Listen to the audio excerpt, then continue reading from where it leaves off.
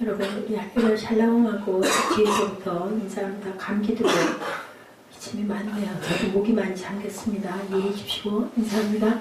할렐루야. 샬롬, 샬롬, 샬롬, 샬롬, 샬롬, 샬롬, 샬롬. 하나님 사랑합니다. 여러분, 주 안에서 사랑합니다. 네, 오늘 말씀의 기적이네요. 특성이 생명이 준 말씀이었네요. 말씀에 대한 반응, 믿음이 깊어질수록 하나님의 권위가 드러나죠. 아까 우리 천재재변이죠. 쓰나미로 인해서 벼랑간에 휴가 가가지고 아주 즐겁게 놀던 한 가족이 이렇게 뿔뿔이 흩어지고 죽을 위기에서 다시 가족이 만나지는 그러네요. 언제 어떤 일이 어떻게 일어날 줄이는 아무도 알 수가 없죠.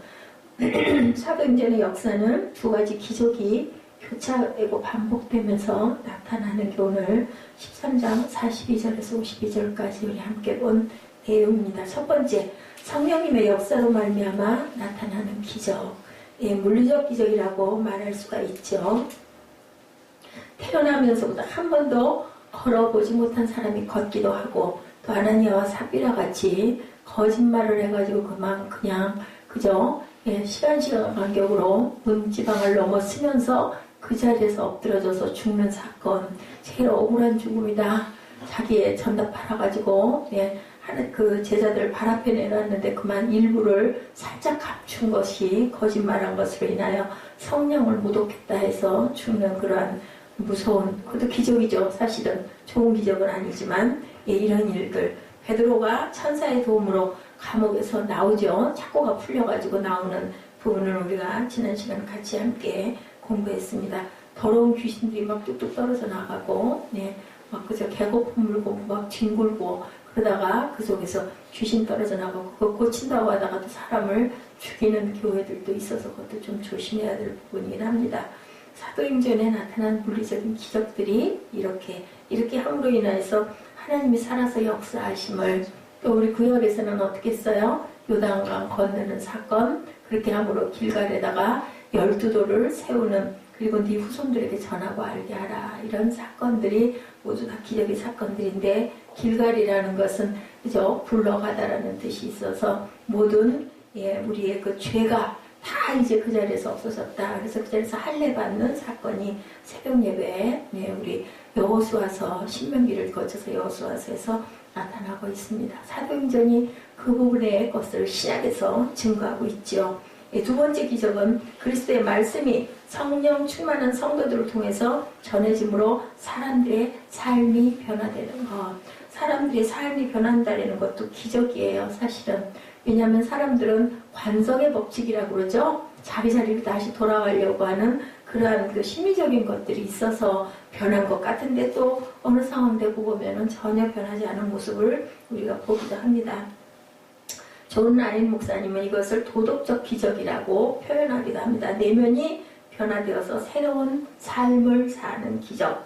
나눔도 여러분들 도덕적 기적이에요. 아까 우리 대표 기도하시는 집사님, 나눔을 절대로 잊어버리지 말게 해달라. 맞아요. 근데 이것도 사실은 도덕적 기적이죠. 내 것 남한테 자꾸 주는 거 좋을 리가 없어요. 그런데도 우리는 그 나눔을 기쁨으로 나눌 수 있는 것, 이것이 변화된 삶입니다. 하나님의 은혜로 내가 한 게 아니라 나의 나됨이 하나님의 은혜인데 내가 살았다는 것도 내 것도 없다라고 여겨야 나눔이 아깝지가 않은 거죠. 내 거라고 여기면 뭐 하나도 줄 수가 없어요. 나 이거 뼈 빠지게 벌어가지고 그 번 돈으로 산 것들인데 내가 왜 나눠줘? 이런 마음이 들 수가 있기 때문에. 그런데 우리는 크리스찬들은 내가 벌어서 번 것이 내게 아니죠. 하나님께서 나에게 일할 수 있는 능력도 주시고 일터도 주시고 건강도 주셨기 때문에 내가 이렇게 한 달 동안 열심히 일해서 이만큼 소득을 받았으니까 이건 내게 아니라 하나님 겁니다. 이면은 얼마든지 나눌 수가 있죠. 내가 움켜잡고 있어도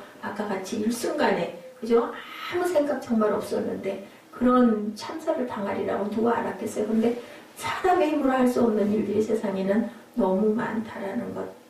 스데반 집사가 복음을 전하자 수많은 돌이 날라왔는데 스데반 어떻게 했어요? 얼굴이 영광스러운 모습으로 저들의 죄를 저들에게 돌리지 마소서 하고 웃으면서 돌아갈 수 있는 거, 이것도 기적이에요. 어떻게 그 무서운 돌을, 뭐 돌이 돌덩어리 조그만 거 하나 두 개 던져줘도 우리가 그거 아파가지고, 예, 그 상처를 받는데요. 그 돌이 그런 돌이 아니죠. 사람을 죽이는 돌이 그냥 빗발치듯 튀어와가지고 온몸을 난타를 해서 죽는 지경인데도 얼굴빛이 해같이 밝았다. 왜냐하면 천상에 계시는 예수 그리스도를 보았기 때문에 죽는 게 하나도 죽음이라는 느낌이 들지 않았을 겁니다. 자신을 돌로 치는 수많은 사람들 앞에서 그들을 용서하며 죽는 것. 예수님이 그러셨죠? 똑같이 내 영혼을 받아주옵소서, 그리고 죄를 저들에게 돌리지 마옵소서 하고 돌아옵니다. 우리가 눈에 보이는 것만 쫓아가던 사람이 믿음을 따라 사는 것, 이것도 기적이에요. 사실은. 그렇죠? 눈에 안 보이는데. 근데 하나님의 나라는 눈에 보이는 걸로 만든 게 아니에요. 뭘로 만들어졌어요? 태초에 하나님이 천지를 창조하시니라. 어떻게 했어요? 수면 위에, 그리고 흑암 위에, 거기에 무엇이? 성령이 빛이 있으라 하면서 빛이 있었어요. 뭘로? 말씀으로 지어졌기 때문에 보이는 게 아니라 그건 뭐예요? 들리는 거예요. 들리는 거. 여러분들 귀가 열리셔서 하나님의 음성이 들리시기 바랍니다. 제가 전하는 말씀은 성경 말씀이에요. 성경 말씀이 여러분들 마음에 딱 꽂혔을 때 내 의지나 내 지식이나 내 머리로 믿지 않고 마음으로, 가슴으로 믿게 되면 그때부터 우리의 변화가 온다라는 거죠. 진정한 삶의 변화는 도덕적인 기적이다. C.S. 루이스가 말합니다. 순전한 기독교라는 책에 도덕이 3가지 사항과 관련이 있다라고 얘기하는데요. 첫째, 공평하고 정의롭게 살아감으로 서로가 조화를 이루는 것이 도덕과 관련이 있다. 맞죠? 그죠? 공평하고 그리고 정의롭게 살아감으로 조화를 이루죠. 서로 정의를 잘 실현하고 가는 것. 정말 도덕적인 그러한 관련이 있습니다. 두 번째, 다른 사람과 관계뿐 아니라 자신의 내면을 정돈하고 조화 있게 살아가는 것이 도덕적인 관련이다. 그렇죠? 내 마음 다스리는 거 아주 중요하고 아주 귀합니다. 지킬 만한 것보다 마음을 지키라. 셋째, 창조된 우주와 역사 그리고 인류가 나아가는 목적과 관련이 있다는 것이다. 의미가 무엇인가? 역사와 우주와 인류가 나아가는 방향이 도덕과 연결되지 않으면 문제가 된다라는 거예요. 그렇죠. C.S. 루이스는 이 책에서 이것을 편대를 이뤄서 항해하는 선단에 비유하고 있습니다. 수많은 배들이 함께 항해할 때 첫 번째로 중요한 것은 부딪히지 않아야 된다. 여러분들 아시죠? 바다에도 뱃길이 있고 하늘에도 길이 있습니다. 비행기가 그냥 가는 게 아니죠. 그냥 다니다가는 충돌을 합니다. 배도 마찬가지입니다. 뱃길을 벗어나게 되면 그냥 적군의 배 아니면은 그쪽 경계선으로 들어가서, 그래서 우리 학생들 바다의 해리, 그죠? 몇 미터까지 경계가 돼 있는 어떤 그런 것들 우리 눈에는 보이지 않는데 그게 다 보이는 거죠. 선장들이 키를 잡으면 그것이 딱 앞에 계기판에 나타나는 거, 우리 영화 같은 데 볼 때 나타나죠. 이렇게 두 번째, 각자의 배가 건강해야 된다. 뱃길을 절대로 벗어나서는 안 되고, 그 다음에 배가 어떤 배가 타이타닉호가 뭐라 그랬어요? 대단한 암초에 부딪혀서 깨져서 그것이 주저앉은 게 아니라 작은 틈새, 지을 때, 만들 때 그것이 조그만한 실수로 조그만한 어떤 틈새들이 있었는데 거기로 물이 계속 들어오고 있었다라는 게 나중에 과학자들의 그 진단에 의한 발표입니다. 중요한 것은 뭐 해야 된다? 엔진 상태가 양호해야 되고, 지어질 때 배가 완벽하게 방수가 잘 돼서 지어져야 된다. 세 번째, 올바른 목적지를 향하고 있어야 된다. 진정한 도덕의 문제입니다. 우리가 어디에서 나서 무엇을 하다가 어디로 가는지를 알고 살아야 된다. 내가 왜 태어났으며 왜 살고 있는지, 무엇을 해야 될 것인지를 정확하게 내 목적을, 내가 살아가는 목적을 알아야 된다. 하나님의 말씀을 믿는 사람들은 세 번째 차원의 도덕을 꼭 생각해야 된다. 우리는 어디서 와서 무엇하다가 어디로 가고 있는지, 우주와 역사가 인류가 어떤 방향으로 가고 있는지, 어떤 목적을 위해서 창조되었는지를 꼭 생각해 볼 때 알아야 된다. 어떤 의미가 있는지를 깨달을 때 도덕적인 기적이 일어난다라는 거. 뭐가 변해요? 내 삶이 변한다는 거죠. 삶의 변화가 일어납니다. 도덕적 기적은 자신과 주변 사람과 조합뿐 아니라 인류와 역사, 우주의 창조, 목적 가운데 자신의 존재 목적을 깨달는 것이다. 진리를 깨닫는 거죠. 진정한 삶의 변화가 일어나고 기적이 나타납니다.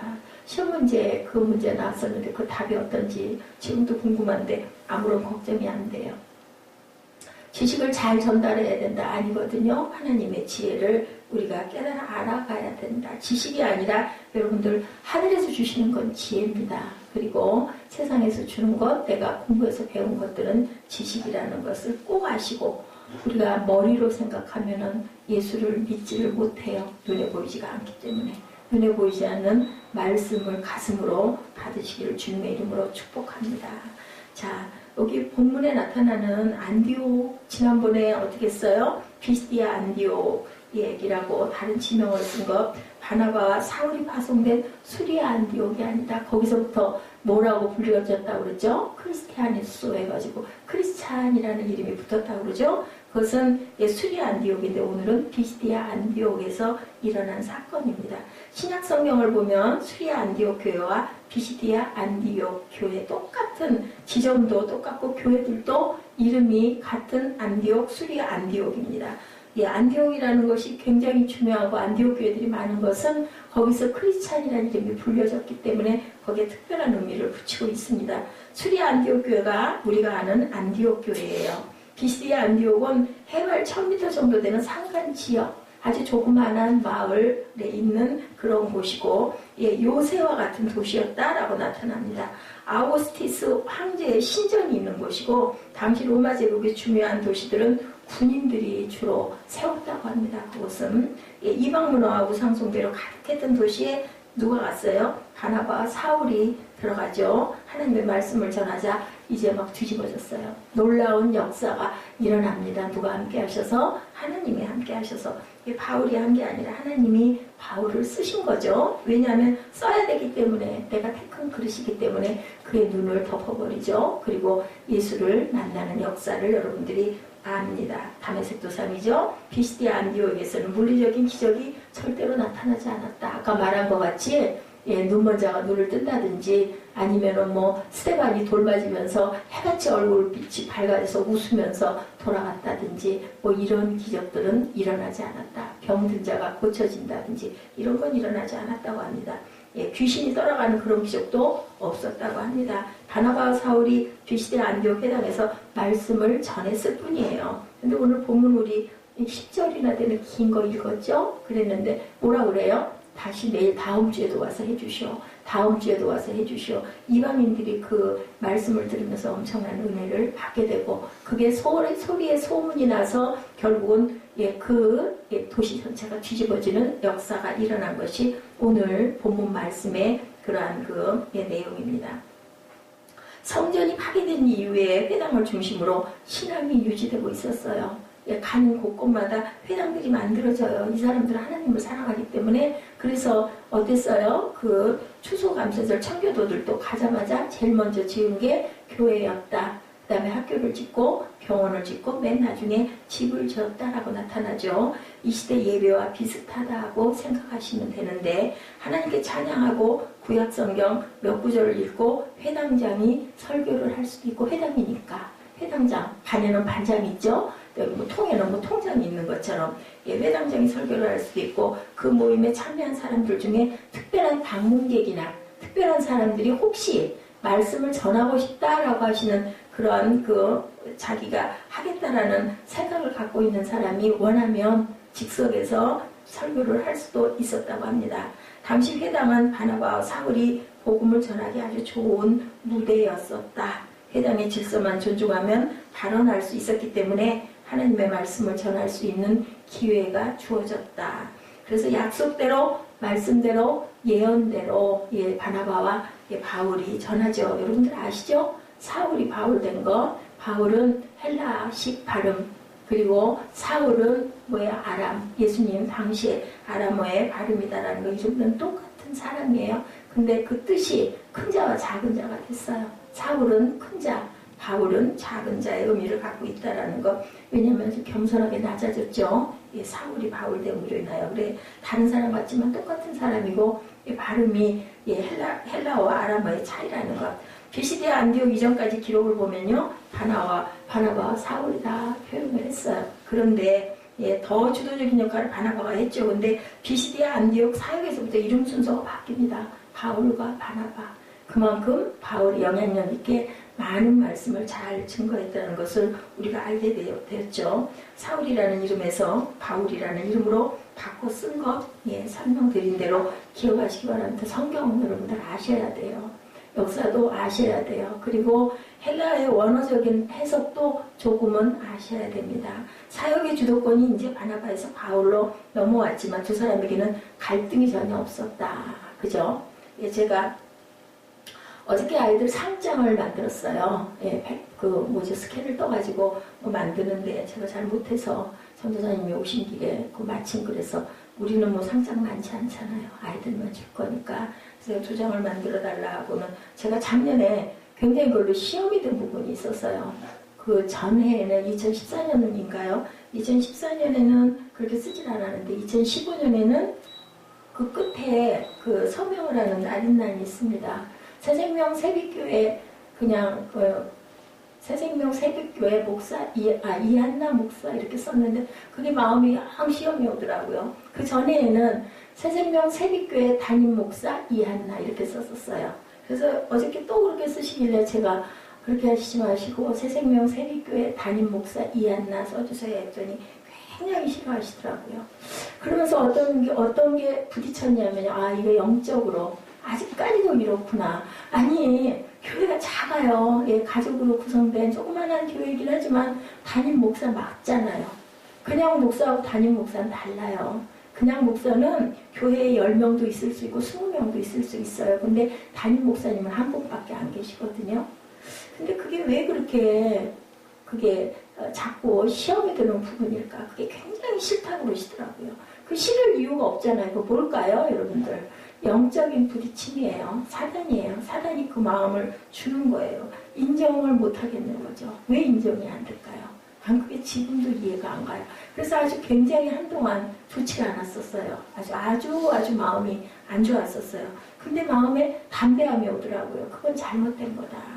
근데 여기 지금 보니까 제가 오늘 이 말씀을 왜 드리냐면 바울과 바나바가 이끌어서 사울이 왔잖아요. 설교하러 이렇게 도와달라고 그래가지고 안디옥 지난번 수리 안디옥 때 그래가지고 바울이 알려졌거든요. 원래 그 설교를 할 수 있는 사람이 아니었어요. 왜냐면 예수 믿는 사람 너무 핍박을 하고 잡아다 가뒀고 그리고 죽이고 막 이랬기 때문에. 그런데 바나바가 옆에서 엄청 보호했죠. 그리고 이 사람이 정말 은혜를 받았다. 말씀 들어봐라 막 이래가지고 지금으로 보면 광고를 한 거예요. 그랬는데 이제는 바나바와 바울이 아니라 바울과 바나바가 됐어요. 그러면 어떻게 보면은 바나바가 조금 마음이 섭섭할 수도 있을 것 같아요. 근데도 여기에 말씀이 나타났죠? 전혀 그런 부분에 서로의 부딪힘이 없었다. 이게 성령으로 하나 된 사람들의 모습이에요. 근데 그게 아니고 그것으로 인하여 상처를 받는다든지 자격지심을 느낀다든지 막 그런 마음이 들면 사역을 하면서 그런 마음이 들면 그거는 사람이 아니라 사단이에요. 그거를 깨달아야 되는데 몇 년이 지났는데도 아직도 제가 7년이거든요. 잘하든 못하든 간에 7년째 이 자리에 서 있고 어제는 밤을 꼬박 새웠어요. 여기서 계속 저 온풍기하고 싸우면서 온풍기하고 싸우려고 있었던 게 아니라 이렇게 집중을 못해가지고 일이 너무 많고 사람에게 신경을 쓰다 보니까 막 집중이 안 되더라고요. 저는 그릇이 그 그릇인 거예요. 사람 신경 잘 쓰고 섬김 잘하고 많이 다니고 많이 교제하고 전도하고 다니고 이런 분들도 계세요. 근데요 여러분들 아셔야 될 게 있어요. 혼자는 절대 못해요. 사모님이 계셔가지고 사모님 역할을 잘 해주시거나 뒤에서 뒷바라지를 해서 목사님을 잘 뽑히라거나 근데 여자 목사님들은 그런 부분을 이중고를 안으면 정말 너무너무 힘들어요. 그럼 주변에 손발이 많아야 돼요. 그게 아니고 혼자서는 말씀 제대로 영감을 제대로 받을 수가 없어요. 근데 어젯밤에 그렇게 추웠는데도 13도까지 내려가더라고요. 그렇게 추웠는데도 정말 제가 이렇게 깔고 앉아있는 그 조그만 요 전기요가 없었으면 아마 못 있었을 거예요. 지금도 이 몸 많이 얼어가지고 아주 그냥 밤새 꽁꽁 언 거죠. 근데도 마음은 너무 자유하고 평안하더라고요. 그러니까 하나님이 은혜를 아주 힘들 때 은혜를 보여주시는구나 라는 것을 제가 느꼈습니다. 오늘 제가 말씀을 여러분에게 다 못 전할 수도 있어요. 분량이 너무 많아서. 왜냐하면 계속 주시니까. 그러니까 아침까지 6시간 넘도록 교회에 그냥 있다가 가서 샤워하고 아이들 깨워가지고 데리고 왔거든요. 하나님의 은혜는 참 놀랍다. 그리고 강하고 담대해져야겠구나라는 게 제가 이거 도덕적인 기적입니다, 여러분들. 엄청난 기적을 제가 체험을 했습니다. 뭐 사람 막 죽은 사람 일어나고 안전병이가 일어서는 게 기적이 아니라요. 이게 바로 기적입니다. 구약의 역사를 관통하면서 여러분들 구약을 꼭 아셔야 됩니다. 구약과 신약은 짝이기 때문에 신약을 은혜를 받으려면 구약을 아셔야 맞다. 제가 어저께 그런 감동이 굉장히 많이 왔어요. 출애굽으로 시작해서 광야 시대 사울왕, 다윗왕, 세례 요한, 예수 그리스도까지 증거가 어디에요? 구약의 역사가 다 증거되어 있어요. 그것이 우리 신약에 보면은 오늘 사도행전도 마찬가지고 전부 짝으로 아까 우리 그 세빈 예배 때도 그죠? 이사야의 예언이 누가 그죠? 세례 요한의 그때 그대로 이루어지는 것. 이사야 말씀이 그대로 똑같이 반복이 되죠. 대상에 맞춰서 회당에 모인 사람들은요, 구약성경 내용을 조금 알고 있는 사람들, 그래서 그 사람들에게 맞춰서 복음을 전했어요. 근데 사도행전 1장에서 7장에 나오는 아레오바고 광장에 모인 이방인들은요, 구약성경을 모르는 사람들이에요.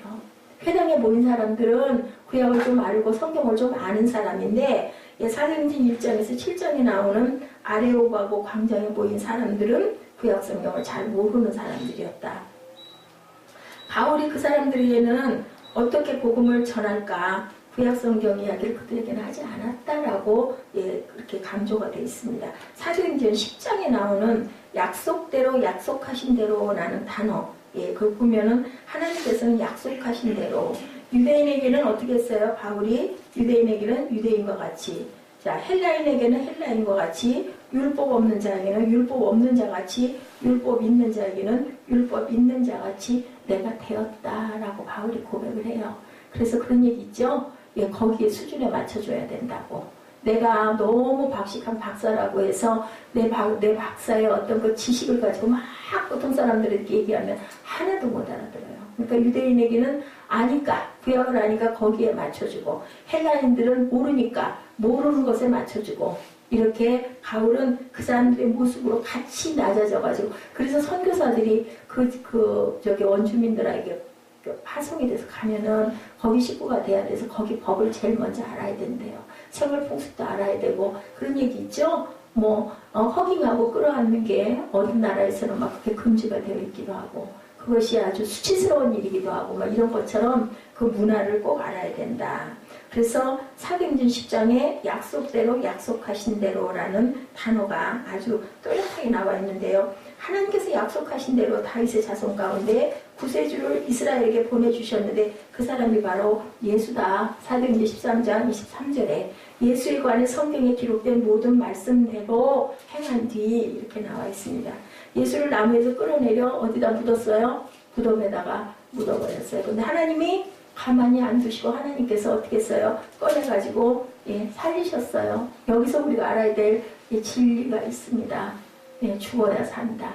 누구를 통해서? 아들 예수 그리스도를 통해서 하나님께서 보여주신 것, 죽어야 산다.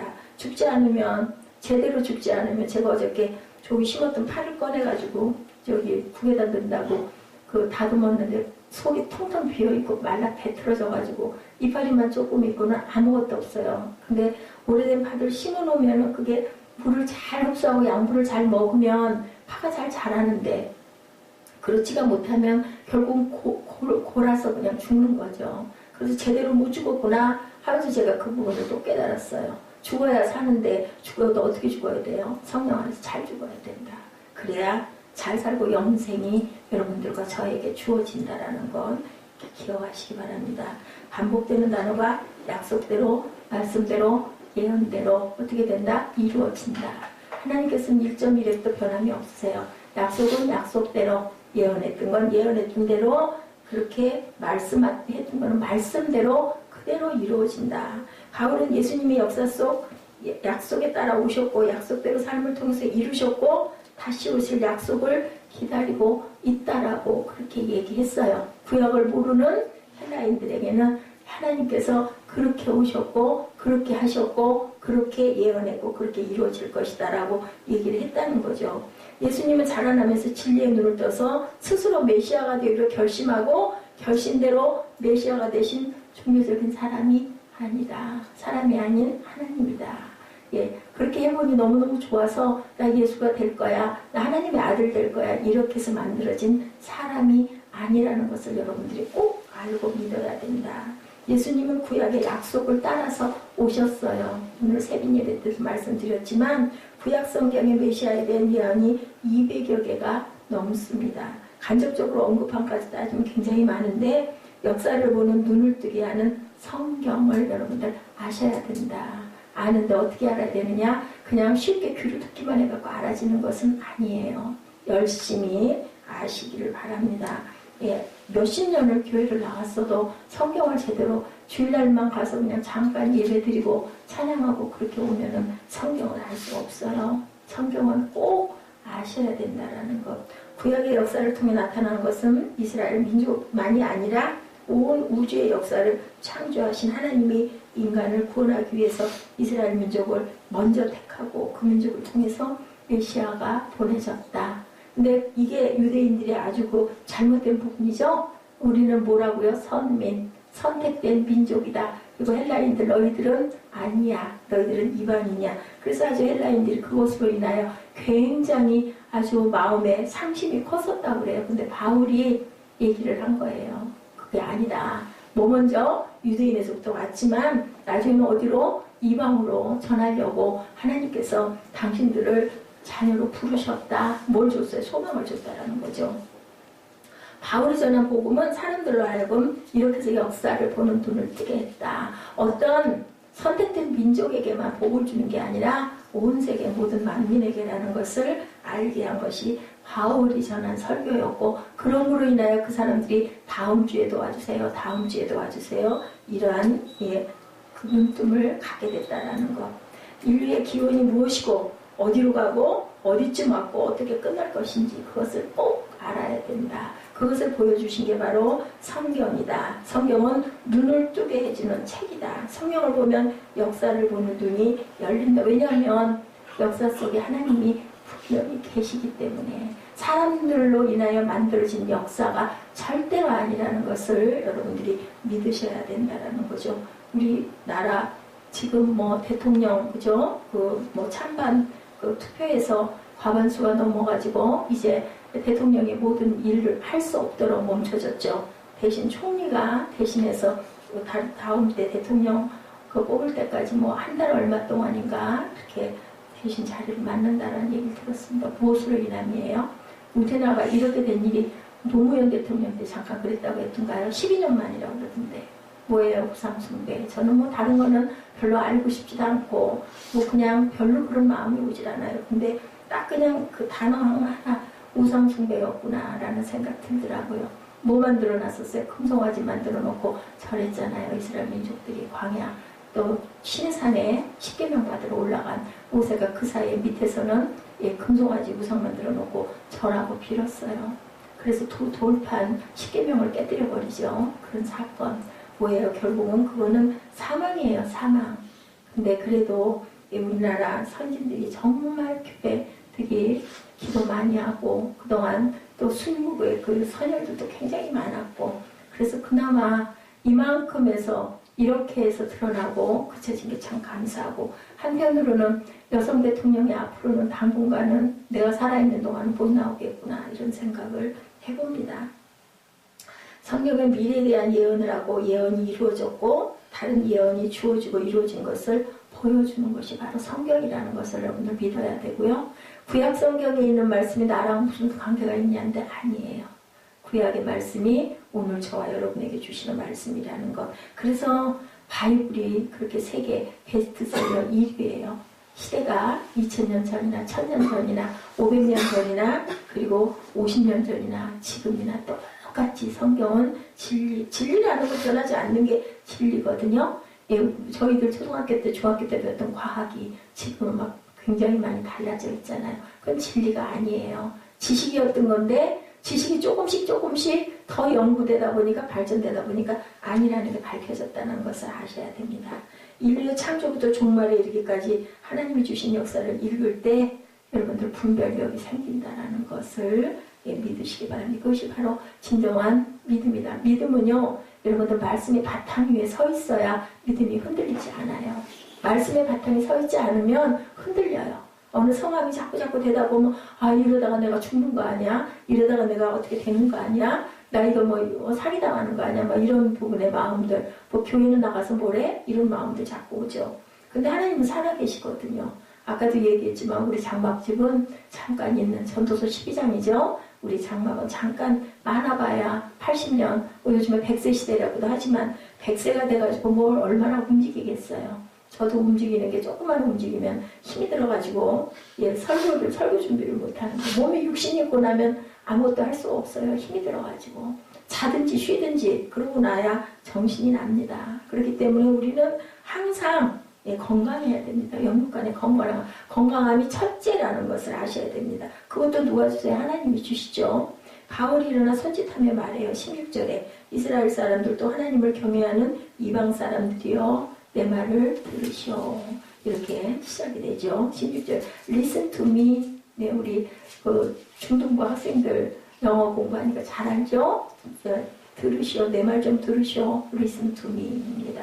비시디아 안디옥 회당에 모인 사람들이 바울의 설교를 듣고 이래서 변화됐다. 어떤 사람들이요? 당신들 이방 사람들이요? 하고 부르는 거예요. 내 말을 좀 들으시오. 첫 번째 말씀에 대한 무관심. 네, 어떻게 도덕적 기적이 일어나요? 첫 번째는 무관심의 단계였다. 구약의 말씀이 어떻게 이루어지고 있는지 전혀 감동이 없어요. 뭔 얘기를 하고 있는 거야. 난 모르겠는데 모르면 뭐 들어가지고 뭐 이해가 되겠어요? 그럼 모를 수밖에 없죠. 말씀이 어떻게 살아있는지를 알지 못하는 사람들이 바울의 설교를 듣고 말씀 속에 살아계신 하나님을 만나게 되는 거 얼마나 반갑겠어요? 그죠? 못 만났던 사람 몰랐던 거 깨달아 알면은 그래서 저는 어젯밤에 엄청 기뻤거든요.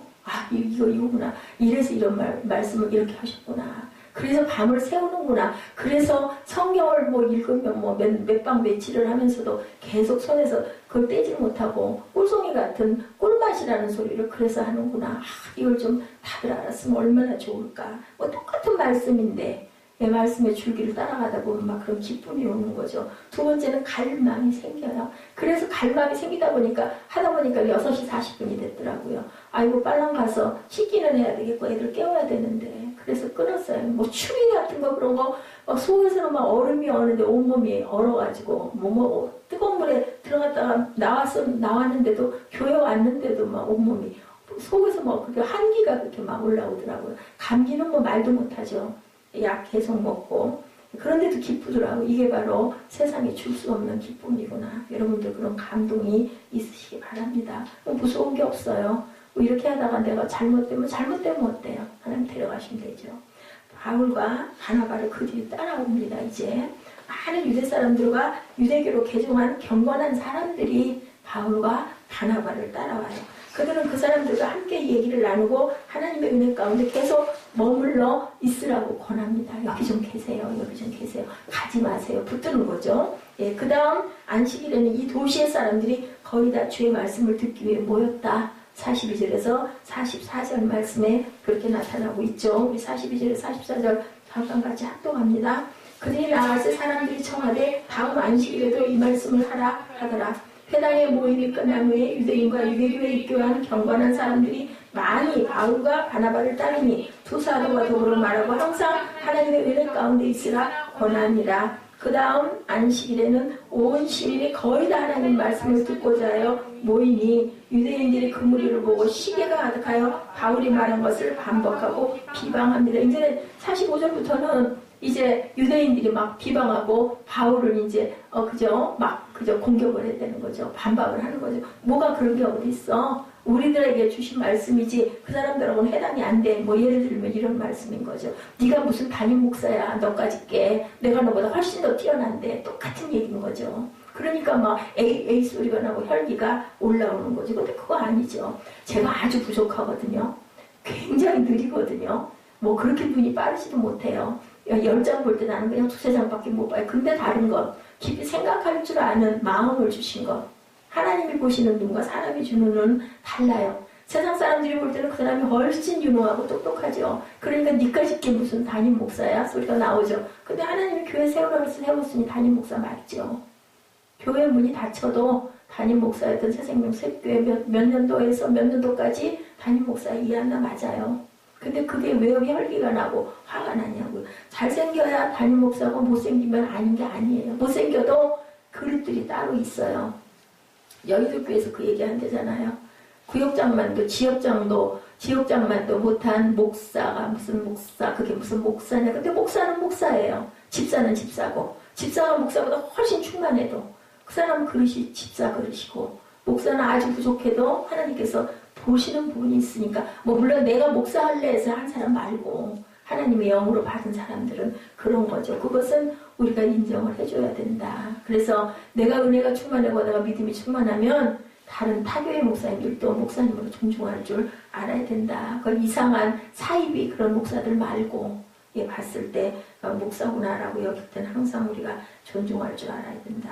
잘생겨서가 아니라 하나님 말씀 전하는 사람이니까, 증거하는 사람이니까. 그 사람도 생활에 어둠이 많겠지만 그거 보시지 마시고 말씀을 보시기 바랍니다. 집회가 끝난 후에 많은 유대 사람들은 유대교로 개종한 경건한 사람들이 바울과 바나바를 따라왔다라고 나타나 있죠. 그 사람들이 이제 갈망을 해요. 말씀의 갈망이죠. 어떻게 돼서 그렇게 된 걸까? 왜 그렇게 말씀하셨을까? 그건 무슨 뜻일까? 막 이런 궁금함이 막 생기는 거죠. 요한복음 3장 6절이죠. 육으로 난 것은 육이요 영으로 난 것은 영이니 내가 네게 거듭나야 하겠다는 말을 놀랍게 여기지 말라. 누가 그랬어요? 니고데모에게 얘기하죠. 그리고 물과 성령으로 거듭나야 되는데 그랬더니 니고데모가 깜짝 놀라죠. 밤에 찾아왔다가 그러면 어떻게 모태 속으로 내가 이렇게 나이가 먹었는데 어떻게 들어갑니까? 근데요 여기서 거듭나라는 얘기가 그 얘기 똑같은 원어에 그렇게 나타난 거예요. 엄마한테서 낳듯이 그렇게 낳으라고 얘기한 거예요. 그러니까 니고데모가 아니 어떻게 내가 다시 엄마 속으로 모태 속으로 들어가란 말이니까 소리가 나온 거죠. 그래서 원어를 모르면 도대체 이상해. 그 말이 왜 그 말이야? 라고 생각할 수가 있다는 거죠. 바람이 이때 여기서 얘기합니다. 요한복음 3장 8절 말씀이에요. 제가 여기서 어저께 엄청난 은혜를 받았습니다. 바람이 임으로 불면 내가 그 소리를 들어도 어디서 오며 어디로 가는지 알지 못하나니 성령으로 난 사람은 다 이러하니라. 안다는 거죠. 알 수 있다는 거죠. 그 조용기 목사님이 이 소리를 맨날 그러셨잖아요. 어디에서 와서 뭐 때문에 살며 어디로 가는지 알지 못하고 살았나이다. 아주 귀에 못이 박히게 기도할 때마다 말씀할 때마다 이 얘기는요. 이 얘기를 여러분들 인터넷에 한번 쳐보세요. 무조건 조용기 목사님 딱 떠올라와요. 아주 그냥 12개 정도 떠있어요. 쫙 하고. 왜냐하면 이 소리를 너무 많이 하셨기 때문에. 근데 정말 진리의 말씀이에요. 어디서 나서 뭐 때문에 살면 어디로 가는지 알지 못하고 사는 인생.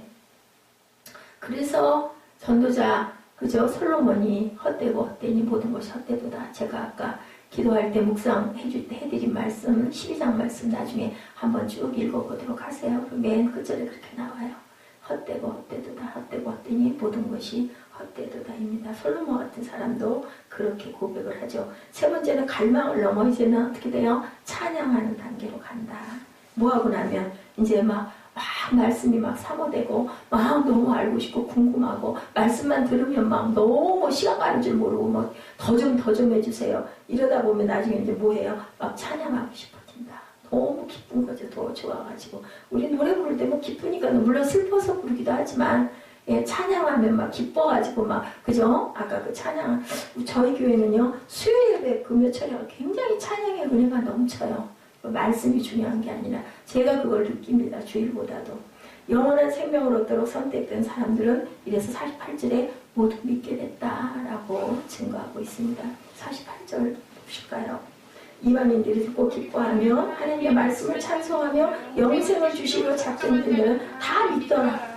영생을 주기로 작정한 사람 어떤 사람일까요? 성령의 은혜를 받은 사람들. 마음에 감동이 오고 갈망이 오고 찬양하고 싶은 사람들은 뭐했다? 전부 다 다 믿더라. 믿으니까 믿음이 왜 와요? 이해가 되니까 믿는. 와 그렇구나. 옳지 그렇지. 손뼉을 치는 거죠. 그래서 다 믿게 됐다. 자 말씀에 대한 갈망을 통해서 역사를 깨닫는 사람들이 하나님을 찬양하게 됐다. 아까 제가 잠깐 말씀드렸죠.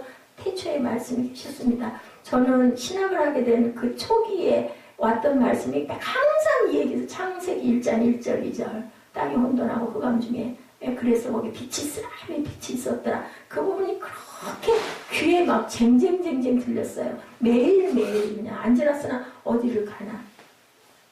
그 말씀은 하나님과 함께 계셔. 그 말씀은 하나님이 쉬었다. 말씀 자체가 하나님이 쉬었다. 요한복음 1장 1절이죠. 하나님은 우리 가운데 말씀을 통해서 임재하신다라는 것. 말씀은 눈에 보이는 게 아니라 귀에 들리는 거라는 것. 천지 창조도 하나님께서 보이지 않는 것으로 무에서 유를 창조했다는 것을 여러분들 꼭 이해하시기 바랍니다. 이게 바로 주께서 우리에게 하신 명령이에요.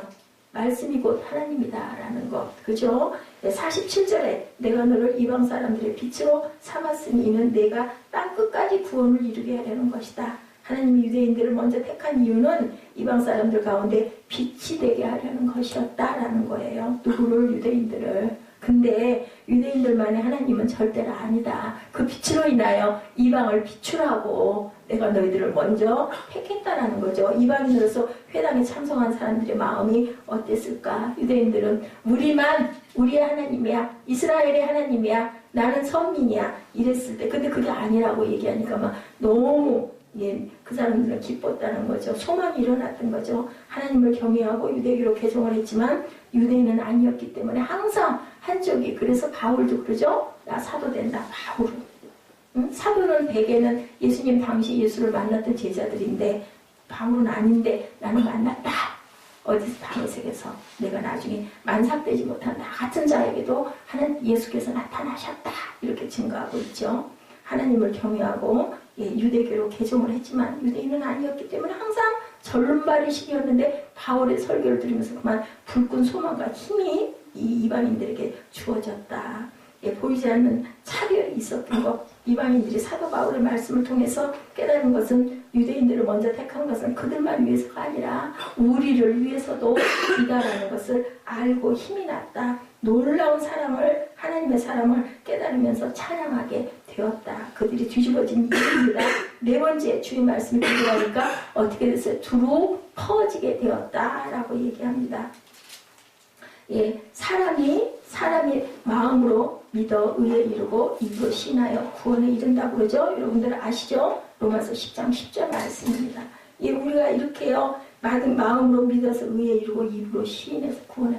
여러분들 나 구원받았네. 그래서 나 구원받았네. 우리 구원받았네. 찬양 있죠? 절대로 시인해야 된다는 것. 말의 혀의 권세가 얼마나 중요한지를 우리가 꼭 알아야 된다는 것. 하나님의 말씀에 대한 무관심에서 더 듣고 싶은 갈망의 단계로 이어 말씀을 찬양하는 반응이 그 다음으로는 말씀의 통로가 되어서 어떻게 돼요? 참된 믿음의 사람은 말씀의 통로로 입술로 시인할 줄 알게 된다. 어떤 사람들? 구원에 이른 사람들. 그래서 우리가 자녀들에게도요 열심히 축복해 주시. 제가 아주 마음이 찔렸어요. 제가 요즘 우리 아들이 아주 이상한 짓을 너무 많이 해서 아니 안 쳐다보고 싶거든요. 갖다 버렸으면 좋겠어 진짜. 근데요 이 말씀 준비하면서 아이고 그래 축복해줘야 되는데 근데 그 말은 다 안 믿는 사람들도 다 그 얘기하잖아요. 말이 씨가 된다고. 그리고 항상 얘기할 때 망할 녀석 얘기하지 말고 흥할 녀석 하고 얘기하라. 근데 누가 그러나요? 그래서 제가 기억나요. 저기 그 신학교 다닐 때 막 바쁘게 다 뛰어다녀요. 나이들도 40대 이상들인데 거의 다들 막 계단 5층까지 뛰어 올라가고 저 그때 지금 같아서 못 다녔을 텐데 그래 하나님 다 때가 있는 것 같아요. 막 뛰어 올라가면서 아이고 살겠네 그러고 뛰어다녀요. 화장실은 줄을 쓰는데 갈 일은 많고 공부는 바빠 죽겠고 뛰어 올라가면 없으면 5층에서 밑에 2층까지 내려와가지고 화장실 보고 또 막 뛰어 올라가고 제일 먼저 뛰어다니는 사람이 저죠. 화장실 제일 많이 다니니까. 하나님 말씀의 권위가 최우선이라는 것. 이방인들에게 역사가 나타났을 때 일부 유대인들에게 이렇게 시기가 아까 그죠? 시기심이 생겨서 막 공격하기 시작했다. 자, 바울이 말하는 것을 반대하고 모욕하죠. 말씀에 대한 해석의 문제가 아닌 거예요. 시기가 일어난 거예요. 우리들이 최고지 무슨 저건 개인데 이방인들은 개인데 막 이런 마음들. 그들이 왜 시기했을까? 바울과 바나바가 유대인에게 먼저 말씀을 전했지만 그들은 받아들이지를 않았어요. 유대인들에게. 않으니까 이제 어디로 가서 이방으로 간 거예요. 그러니까 그걸 보면서 배가 아픈 거예요. 저것들에게 전해가지고 저것들이 기뻐하고 뛰고 막 찬양하고 하니까 약이 오르고 속이 상한 거죠. 그들은 어떤 말씀이 전이고 사람들이 어떻게 반응하는지에 관심 없어. 그냥 다만 예수님 죽일 때도 그렇게 해서 죽였잖아요. 뭐 했다고? 도대체 십계명을 뭘로 한 거야? 왜 안식일에 일을 해? 막 이러면서, 그죠? 사람 살려놓은 건 아무 상관없고, 왜 하필이면 안식일에 사람을 살려? 이게 문제예요. 이게 말이 되냐고. 그렇게 예수님이 그러잖아요. 이것은 그런 모든 것들은 사람을 위해서 만들어진 것이지, 율법을 위해서 만들어진 것이 아니라고 말씀합니다. 하나님의 말씀이 권위가 아니라 자신의 생각과 삶의 방식들이 다들 권위였어요. 누가? 유대인들이. 그렇기 때문에 이렇게 잘못된 부분들로 뭉쳐진 거죠. 자신의 권위가 얼마나 적용되느냐를 더 중요하게 여겼다라고 나타나 있습니다. 중간에 백지 엄청 많네요. 하나님 말씀이 권위가 살아있는 공동체가 아니라 자신의 권위가 살아있을 때 문제가 발생한다. 권위주의가 되면 안 된다고죠. 권위는 있어야 되는데 그게 중요하다. 비시디아 안디옥에서 물리적 기적이 나타나지 않음에도 불구하고 말씀에 대한 반응은 도덕적인 기적이 이렇게 나타났다. 뭔가 막 기적이 일어나 사람이 죽은 사람이 살아나고 이런 거 하나도 없었는데 여기서는 말씀의 은혜로 막 말씀의 감동이 막 와가지고 오라 막 그죠 무릎을 치는 거죠. 이 시대에 굉장히 필요했던 기적이고 뿌리 깊은 기적이 일어났다. 왜냐하면 말씀을 다 이해했으니까 말씀이 관통이 되니까. 그러니까 절대가 안 떠나는 거죠. 전혀 주일이면 아주 그냥 꼬박꼬박 그러니까 온 도시 전체가 다 일어나는 역사가 일어났다. 무관심에서 갈망으로, 갈망에서 찬양으로, 찬양에서 말씀의 통로로 변화가 된 모습이 오늘 본문의 말씀입니다. 불행한 자화상을 가지고 살아가는 사람들이 참 많은데요. 특히 부모님에게 사랑받지 못하고 자란 청소년들의 삐뚤어진 자화상 우리도 한번 생각해 봐야 되고 아직 이세가 없는 분들은 나는 어떻게 아이를 기를 것인가 어떻게 아이를 가족교육을 할 것인가도 잘 생각해야 할 부분입니다.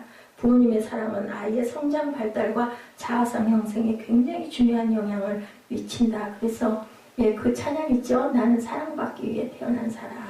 왜 그 얘기가 나왔겠습니까? 미국 UCLA 연구팀이 엄마의 사랑을 꾸준히 받은 3세 아이와 부모에게 버림을 받고 사랑받지 못한 3세 아이의 뇌를 CT로 촬영해서 사진을 비교 분석했더니 놀라운 결과가 나왔다고 합니다. 엄마에게 사랑을 받고 자란 아이 뇌는 크고 잘 발달되어 있고 사랑받지 못한 아이는 검고 색깔이 검고 그리고 아주 그 뇌가 아주 좋지가 않았다고 합니다. 크기도 조그맣고.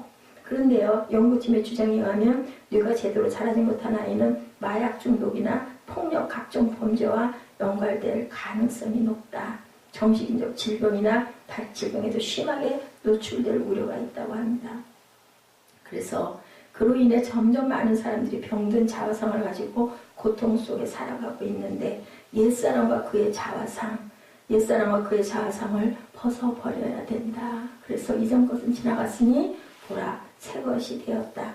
그래서 창세기 3장 17, 8절입니다. 아담에게 이르시되 내가 내 아내의 말을 듣고 내가 네게 먹지 말라는 나무의 열매를 먹었은즉 땅은 너로 말미암아 저주를 받고 너는 내 평생 수고하여 그 소산을 먹으리라. 땅이 내게 가시던 불과 엉겅퀴를 낼 것입니다.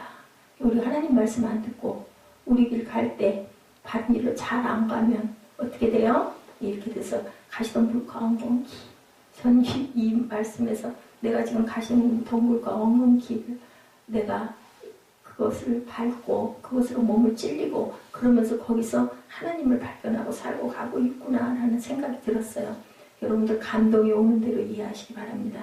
로마서 5장 12절입니다. 오늘 말씀이 조금 문구들이 조금 있습니다. 조금만 참으세요. 로마서 5장 12절에 한 사람으로 말미암아 죄가 세상에 들어오고 죄로 말미암아 사망이 들어왔나니 이와 같이 모든 사람이 죄를 지었으므로 사망이 모든 사람에게 이르렀노라 라고 합니다. 모든 사람이 죄를 지었기 때문에 죄의 값은 사망으로 사망의 음부에 시달리면서 살고 있는 거.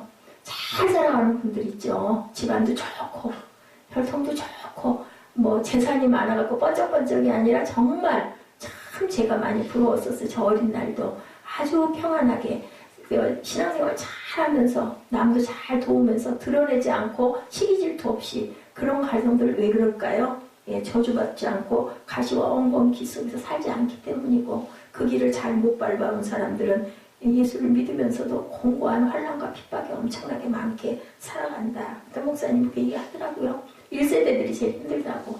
그래서 목사가 3대만 내려가면 그 과정은, 그 가문은 생각해 볼 필요도 없이 정말 샬롬의 복을 누리고 산다라는 얘기를 해요. 그래서 1세대이기 때문에 여러분들과 제가 이런 것 같습니다. 두 번째, 잘못된 바라봄의 법칙. 자화상이 잘못되면 자화상을 바라보는 사람의 생애가 잘못되게 된다. 그래서 내가 내 자화상을 잘 그려야 되고 내 자녀에게는 항상 축복해야 된다. 전혀 잘못돼 있어도 축복을 해야 되겠죠. 예, 그렇게 하면 고쳐진다. 내 말에 혀의 권세가 그대로 되었다고 하나님께서 말씀을 하세요. 네가 그렇게 말했니? 내가 들었어. 그러니까 나 너 그렇게 해줄게. 예, 지난번에 누구였었어요? 그 얘기하죠. 자기 아들 팍 져줘. 5주이나 했으면 그렇게 했어요. 저 그거 이해해요. 그랬더니 어느 날 새벽 예배에서 그냥 번뜩 가슴을 치더라죠. 너 내가 네 아들 그렇게 만들면 더 좋겠니? 그래서 그 다음부터는 정말 입에서 욕을 제해버렸다는 그 생각이 나더라고요. 40일 동안 가나안 땅 정탐했던 12명의 정탐꾼 얘기 아시죠? 10명들은 우리는 그들의 밥이다. 절대로 못 들어가는 우리 죽는다. 그 사람들 막 네피림 안악자손 막 장대한 신장인데 우리가 어떻게 하냐고 그러죠? 가나안 땅 정탐하고 돌아오라고 모세가 보냈는데 그들이 40일 40야를 가나안 땅을 다니면서 본 것을 보고하는 것은 완전히 절망의 보고였다. 근데 어땠어요? 여호수아와 갈렙은 반대로 얘기를 하죠. 똑같은 현상을 봤는데 그랬더니 결국 어떻게 돼요? 그 사람들은 들어가게 하고 그거 아니라고 한 사람 그래?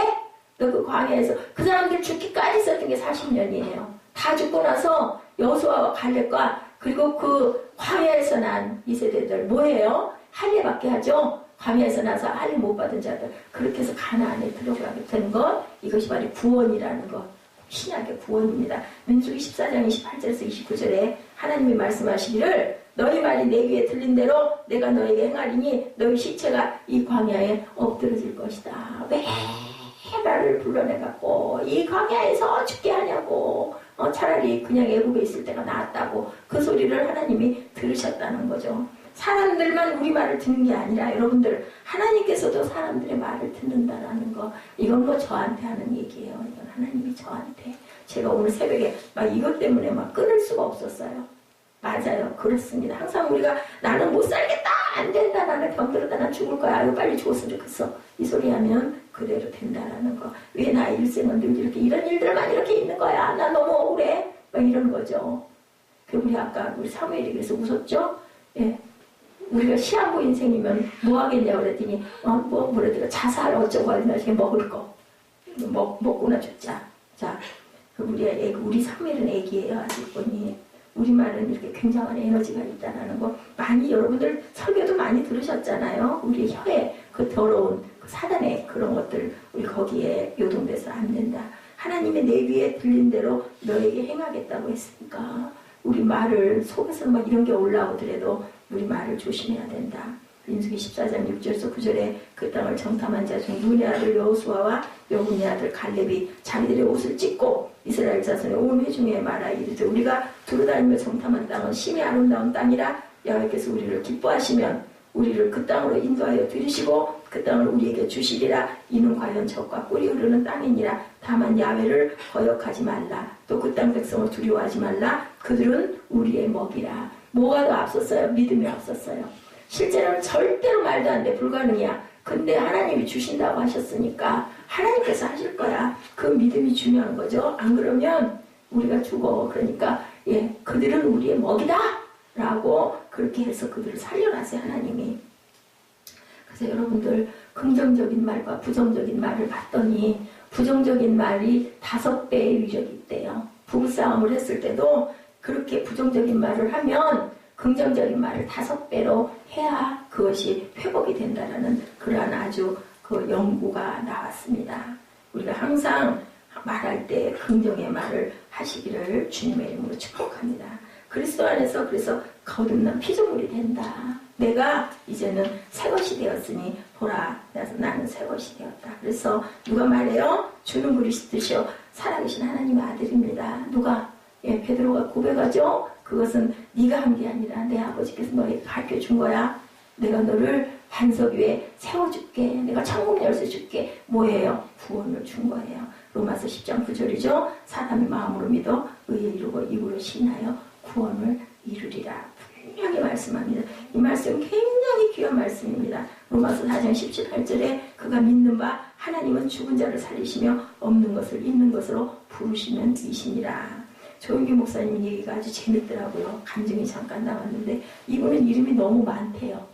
해외 나가면 그 얘기의 에피소드를 제가 보고 얼마나 웃겼는지 몰라요. 아니 해외로 나가다 보니까는 주일날은 한국으로 돌아와서 설교해야 되고 아프리카로 바로 그 저녁이라 그 뒷날 또 떠나가가지고 그 먼데 가가지고 또 그 사람들한테 가서 설교해야 되고 막 그저 그렇게 막 불려다니실 때 그런 얘기가 들었대요. 나는 이렇게는 도저히 하나님 살 수가 없습니다. 어떻게 살면 좋을까요? 하다가는 생각이 났대요.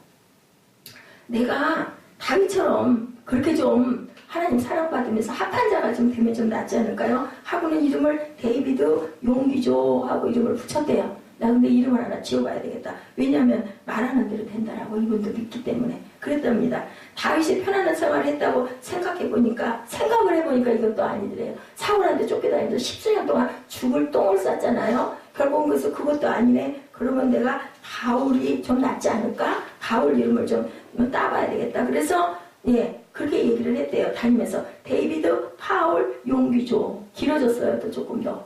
그러면 이제 사람들이 해외 나가면 소개할 때 얘기를 하면 되죠. 데이비드 조, 예스 파울, 조, 예스, 용기조, 오케이 했대요. 자기 이름은 뭐가 뭔지 모르겠다. 그런데도 불구하고 이것도 하나님의 은혜다라는 얘기를 하시는 걸 듣고 예 여러분들 이름이 굉장히 중요해요. 잘 불러줘야 돼요. 근데 이 목사님 말씀이 그렇지 욕심이 많으신 목사님이세요. 좋은 이름은 다 갖고 싶어서 그죠? 예, 파울도 따서 쓰고 그리고 또한 다윗도 따서 쓰고 그래서 한국 여의도 순복음교회 목사가 데이비드 조라는 목사를 잘한다. 다른 사람이 파울 조 말이지 아니 파울 조 말고 용기 조 이렇게들 얘기들 해서 옥신각신하고 있다라는 얘기를 해요. 이분이 어찌됐든 간에 말년은 조금 어떤지 모르겠지만 정말 우리나라를 선양하는 게 큰 그죠? 어떻게 보면은 뭐예요? 지금 박근혜 대통령보다 더 귀한 은혜를 엄청나게 많이 끼쳤다. 그 일생을 사시면서 큰 획을 그으셨습니다. 여러분들 히브리서 12장 2절 아시죠? 믿으며 주여 온전케 하신 이인 예수를 바라보자. 십자가를 바라볼 때마다 십자가에 달려있는 예수님 속에 내가 있다라는 것 나의 죄로 인하여 예수님이 고난받고 십자가에 처형받으니 내가 그 안에 있고 내가 거기 죽어서 그 다음에 어떻게 돼서 예수님 부활하셨잖아요. 잘 죽고 잘 사시기를 주님의 이름으로 축복합니다. 항상 예수님과 같이 살면 예수님이 하신 일을 우리도 할 거라고 그러죠. 요한복음 14장 12절입니다. 나를 믿는 자는 나의 하는 일을 저들도 할 것이요 또한 이보다 더 큰 것도 하리니 이는 내가 아버지께 가느니라. 그래서 사랑하는 자여 내 영혼이 잘된 같이 내가 범사에 잘되고 강건하기를 내가 간구하노라. 믿음의 주여 온전케 되시는 예수를 바라보시고 그죠? 영혼이 잘된 같이 범사에 잘되며 강건한 축복이 여러분들에게 있기를 주님의 이름으로 축복합니다.